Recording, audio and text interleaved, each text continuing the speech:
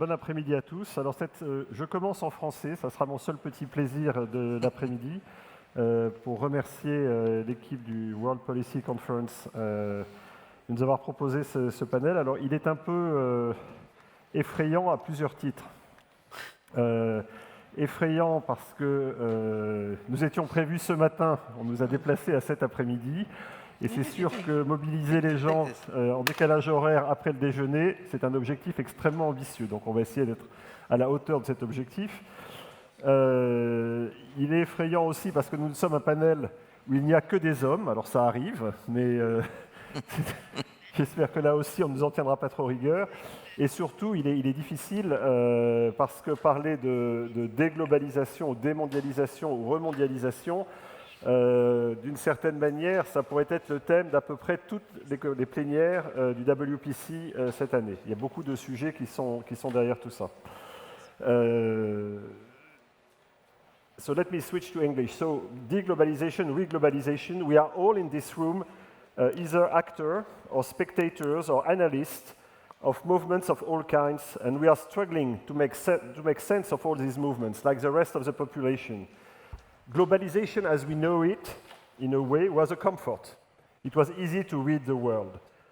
But one thing is for sure now, is that globalization as we know it, as we knew it after the fall of the Berlin Wall, till the global financial crisis, is dead. What is emerging now is not clear yet, to say the least. We are struggling with a number of concepts and definitions which abound, and we'll discuss some of them. De-globalization, multipolarity, regionalization, fragmentation, alternative globalization, re-globalization, etc., alongside concepts like de-risking, decoupling, nearshoring, friendshoring, the comeback of sovereignty, national security, safety. And to a certain extent, some people might wonder whether we are moving from a rules-based order to a contract-based order or a transaction-based order. But behind all these words, there are a number of realities we need to consider. And that's what we want to develop with this panel. There are a number of shocks to the so-called globalization, but the reality is that there are a number of things which are behind the word globalization. Obviously, trade, and we discussed trade at length this morning, comes first. Trade has slowed down, but to what extent? We'll discuss that. Is it really concentrating geographically? Is it block-based or not? We'll discuss that. Capital flows and investment, obviously. Both public flows and private flows are under pressure, to say the least. And at the very minimum, they become, that's my daily job as an investor, more and more complex, between the sanctions, the rising necessity of compliance, etc. Of course, we cannot forget the migrations. When I was managing director of the World Bank, there were 50 million refugees in the world 10 years ago. This year, there are 108 million. It has doubled in 10 years. But of course, we shall not either forget data, technology, and communication, which continue to grow exponentially, but are also facing new types of barriers these days. And of course, we cannot forget the AI shock. Eric Schmidt, the former chairman and CEO of Google, last week said, I think the most important thing people can't know today is that what is happening now in tech is working at mega scale. Everything, everywhere, all at once.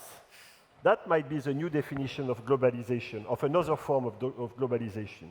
And he added, this is largely due to scale computing, huge computational power, network of resources, and of course the application of AI to everything. So there are the flows of people, of money, of goods and services, and there is also the reorganization of the power around this. What does it mean? The debate is no longer the debate that we heard many times between the so-called West and the so-called West. It's also the power shared between individuals and the tech power. It's a power struggle between government, as reminded us Minister Ivanov this morning. When you are rules, people that can escape the rule make the choice. So there are governments that can impose their rules, and the governments that have no choice but to follow and accept the rules of others. So this is where we are. And in a way, I'd like to quote Reid Hoffman. Reid Hoffman is the founder of LinkedIn. Last week, he said, Today, there is a China-US war on tech. And in tech, there is no place for the referee. So that's again, a new form of globalization that we are not prepared to handle in 1989. So let me conclude with two personal experiences. I'm an investor in the South. Blue Like an Orange, that's my commercial page with my orange scarf. Blue Like an Orange is investing in Latin America and Africa. We are, and we've started to discuss that this morning, we are facing a growing gap with the South. The message, and I'm going to be extremely simplistic, the message is, okay guys, you lecture us with all your norms, the Green Deal, etc. The flow of public money is diminishing. Look at the COP conversation. The flow of private money has never been big, and it's also diminishing for a number of reasons, including industrial policies, the rise in interest rates in the north, the America first, or France first, or Germany first policy, because they all come with strings attached. So basically the message, you lecture us, there is no money, and you, on top of that, you would like us to be nice with you. That's a real issue. It has immense repercussions. My second experience, I'm also working on sustainable development. And we are facing, it has been reminded to us this morning, we are facing global challenges. Whether we like it or not, climate is global, nature is global, plastics are global, etc., etc. So we discuss globalization, and we say, as I said, globalization as we knew it is over. For me, the big challenge is probably not so much to find a new word to describe or define globalization, but to find a way to describe something I would call planetarization, because we need our planet, and we are not there, far from it. Maybe we are de-risking our individual states, our individual companies, our individual behavior, but by doing so, are we not increasing the risk that our planet is taking?